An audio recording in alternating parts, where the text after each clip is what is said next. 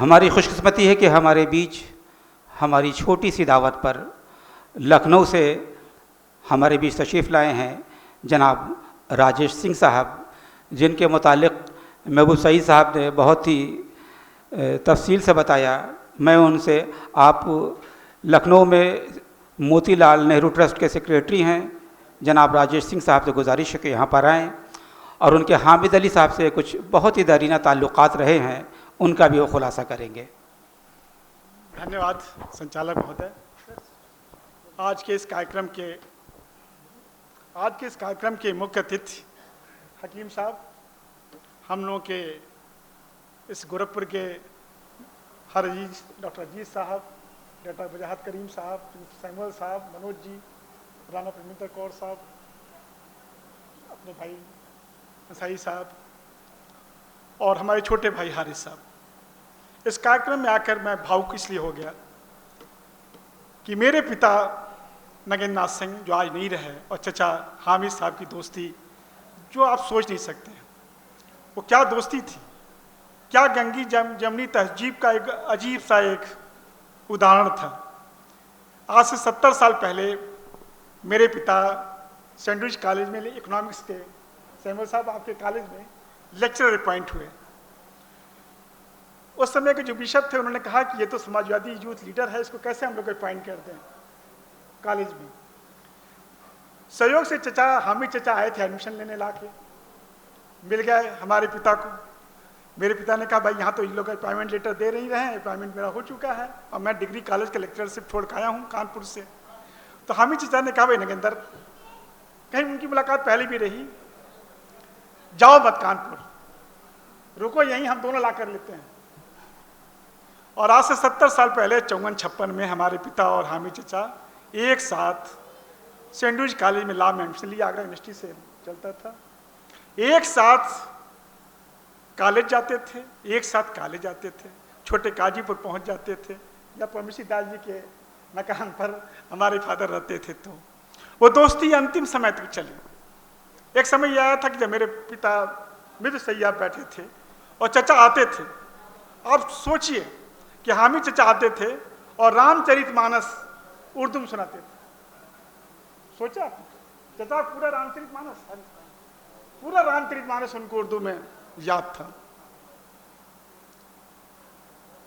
चचा हामिद चचा एक व्यक्तित्व नहीं, एक संस्था थी। नगर सहकारी बैंक के चेयरमैन, अच्छे वकील, म्यूनिसिपैलिटी के न जाने कितनी बार मेंबर, गोरखपुर यूनिवर्सिटी इंस्टीट्यूट के मेंबर भी रहे, इमामबाड़ा कॉलेज के प्रेसिडेंट भी रहे। उनके बारे में आपको मैं क्या बताऊं, लेकिन उनके व्यक्तित्व से हम लोग जब से पैदा हुए तब से हम उनको जानते रहे। जब हम लोगों को हमारे घर पनियाला जाता था, मैं जानता था चचा के बगीचे से चला आया। जब भी आते थे पपीता लेकर, पनियाला लेकर, ये लेकर, वो लेकर, हम लोग जानते थे कि चचा आ गए। आज जरूरत इस देश में उस दोस्ती की है। क्यों नहीं दोस्ती हो रही? कहीं नहीं कहीं कुछ है हमारे अराप में कमी।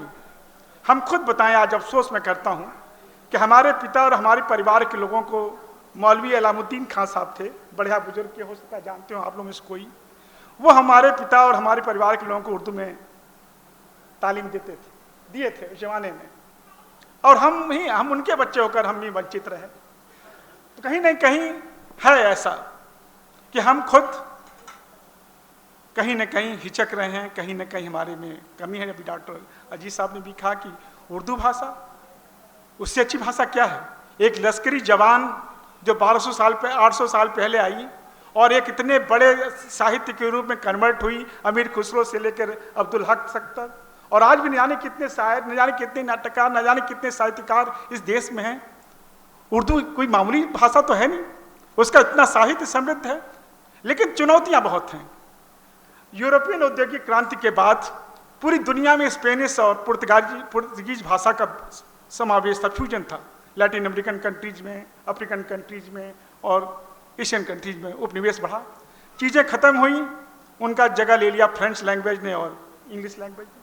और आज आज़ादी के 70 साल बाद ये हमारे यहाँ की नहीं, ये पाकिस्तान की भी स्थिति यही है। बांग्लादेश जो कि भाषा के नाम पर पड़ गया सही मामलों में, जिससे हम लोग कहीं नहीं वंचित हो सकते हैं। आज सबसे बड़ी चुनौती जो मैनुअल साहब ने कहा कि इंग्लिश, हमने अपनी इंग्लिश भाषा को अपने पेट से जोड़ लिया। और सबसे बड़ा खतरा कहाँ हो रहा है? आज मैं खुश हूँ कि हारिस ने उर्दू साहित्य पर एक ऐसा कार्यक्रम 4 दिन का रखा।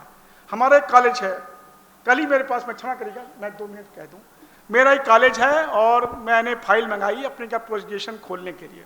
हमारे हेड ऑफ डिपार्टमेंट ने कहा कि सर ये तो जो ग्रेजुएशन उसमें ही बच्चे नहीं आ रहे हैं, जैसा आप यहाँ उसमें उर्दू में हो रहा है, हिंदी में नहीं आ रहे हैं, तो पोस्ट ग्रेजुएशन खोल के हम लोग करेंगे क्या? बच्चे 10, 20, 25 नहीं आएंगे। आज सबसे बड़ी चुनौती ये हो गई है, ये जो चाहे क्षेत्रीय भाषाएं हैं, चाहे हिंदी और उर्दू के लिए हम लोग अपने बच्चों को कौन सी तालीम दे रहे हैं? आज हम अपने बच्चों को कहाँ एडमिशन कराते हैं? आज हम लोग इंग्लिश का कितना उपयोग करें? अपने पेट से जोड़ने के बाद नहीं, अपने माइंड सेट से भी हम लोगों ने जोड़ लिया है। क्षमा करिएगा, मैं बहुत ही कड़वी बात कह दे रहा हूँ, अगर मदरसे न रहें तो आप लोग में बहुत सारे लोग उर्दू के 4 अल्फाज नहीं लिख सकते, न बोल सकते हैं। ये श्रेय चाहता है मदरसों को कि मदरसों ने जो इल्मी शिक्षा दी, जो तालीम दे रही, उसका नतीजा है कि लोग उर्दू पढ़ ले रहे हैं, लिख ले रहे हैं और बोल पा रहे हैं। और याद रखिए, तमाम दुनिया की बोलियां खत्म हो गई, तमाम भाषाएं खत्म हो गई, विलुप्त भाषा जो लिंग्विस्टिक का ये जो रिकॉर्ड आजकल पूरी दुनिया में आ रहा है बड़े पैमाने पर, आज अगर आंकड़े बताए जाएंगे तो सबसे कम बोलने वाले मदर टंग लाख हम कहें उर्दू है, लाख हमारे हिंदी हैं, संख्या दिन प्रतिदिन हमारी घटती जा रही है। आज अभी सेंसस हो जाए कि कौन लोग भाषा जानते हैं, देखिएगा बड़ी तादाद इंग्लिश पढ़ने वाले, इंग्लिश लिखने वाले, इंग्लिश जानने वालों की हो जाएगी। और हमारी स्थिति क्या होगी लिंग्विस्टिक में, हम ही बता सकते हैं कि आज हमारी स्थिति क्या है। आज इस तरह के आयोजन होने चाहिए। आज कम से कम हमें अपनी मातृभाषा को सशक्त करना चाहिए। जब तक हमारी मातृभाषा सशक्त नहीं होगी, चाहे हिंदी हो चाहे उर्दू हो, तब तक न देश रहेगा, न समाज रहेगी, न हमारी सभ्यता रहेगी, न हमारा मजहब रहेगा। कोई भाषा किसी जात मजहब की नहीं होती है, ये समाज की भाषा होती है जो समाज को एक दृष्टि देता है। ये तो दुर्भाग्य रहा कि एक समय उर्दू राज की भाषा थी, पूरा समावेशी था, सभी लोग पढ़ते थे, सभी लोग लिखते थे। हम लोग के बाप दादाओं ने भी उर्दू पढ़ी है। और आज मैं ही उनके परिवार का होकर मैं उर्दू के 4 लफ्ज़ नहीं जानता, 4 लफ्ज़ बोल नहीं सकता, 4 चीज समझ नहीं सकता। आज आवश्यकता है डॉक्टर साहब, हारिस भाई, ये जरूरत है हमारी समाज की, हमारे देश की, हम सभी लोगों की जो हिंदी से मोहब्बत करते हैं, उर्दू से मोहब्बत करते हैं, कि कम से कम अपने परिवार में शुरुआत करें, अपने बच्चों को अच्छी तालीम उर्दू की दें, अच्छी तालीम अपने मदर हिंदी की दें, और तब जाके आगे सोचें कि दूसरी भाषा के रूप में जो आप एम्प्लॉयमेंट से जोड़ते हो, अपने पेट से जोड़े भाषा, उस भाषा में तालीम लें, वो हायर एजुकेशन में लें। नहीं तो जानते हैं क्या होगा, 20-25 साल बाद न हिंदी बोलने वाले मिलेंगे लोग, न उर्दू बोलने वाले पढ़ेंगे। कितनी अच्छी भाषा, कितनी लजीज भाषा, कितनी नफीस भाषा। चाचा हम लोग के आते थे, मिलते थे, उनको देख, उनकी व्यक्तित्व को देख कर हम लोग प्रभावित रहते थे, उनकी बातें सुनकर। और आज हम लोग को ऐसी गार्जियनशिप कहाँ मिल रही है? हम तो आज सोचते हैं कि हमारे बाप को फख्र होना चाहिए, तो उनकी ऐसी दोस्ती थी।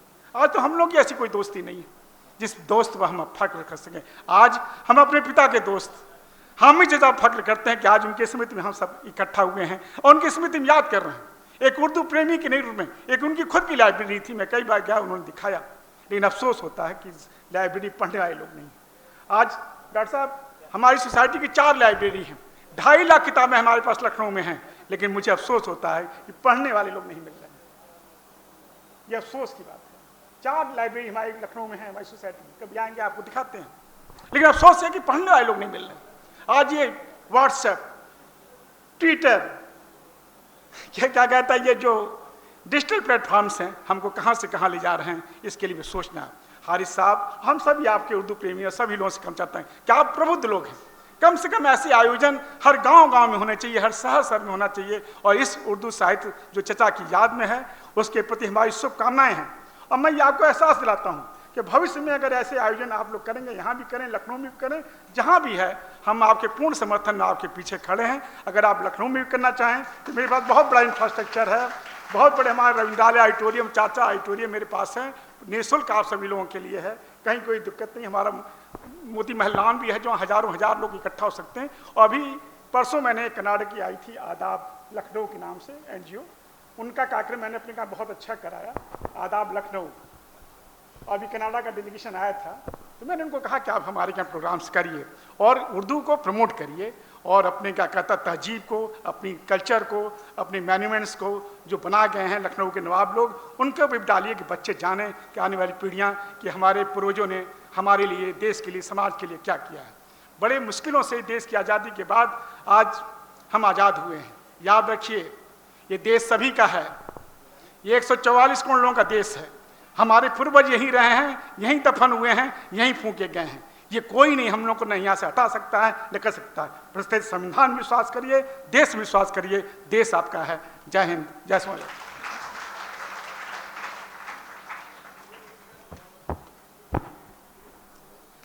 बहुत बहुत शुक्रिया भाई राजेश सिंह साहब। उर्दू के लिए आपकी मोहब्बत, आपके खुलूस और आपके जज्बे को एक मर्तबा फिर हम सलाम करते हैं।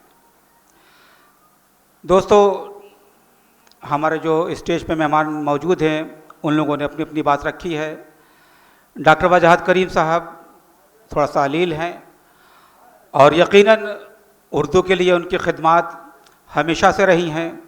वह महफ़िल आरास्ता करते रहते हैं, उर्दू शोरा और उद्बा को प्रमोट करते रहते हैं। और ये मैं कहूँ कि गुज़िश्ता कुछ बरसों में गोरखपुर को उन्होंने जो आलमी मुशायरा दिया है, लोग आज भी उस आलमी मुशायरे को याद करते हैं। और अक्सर हम लोगों से, राशिद साहब से ये बात होती रहती है कि दोबारा उस तरह का मुशायरा कब होगा, उसे लोग याद करते रहते हैं। तो मैं उम्मीद करता हूँ कि डॉक्टर साहब एक मुशायरा जो आप करते रहते हैं फिर एक बार यहाँ पे किया जाए।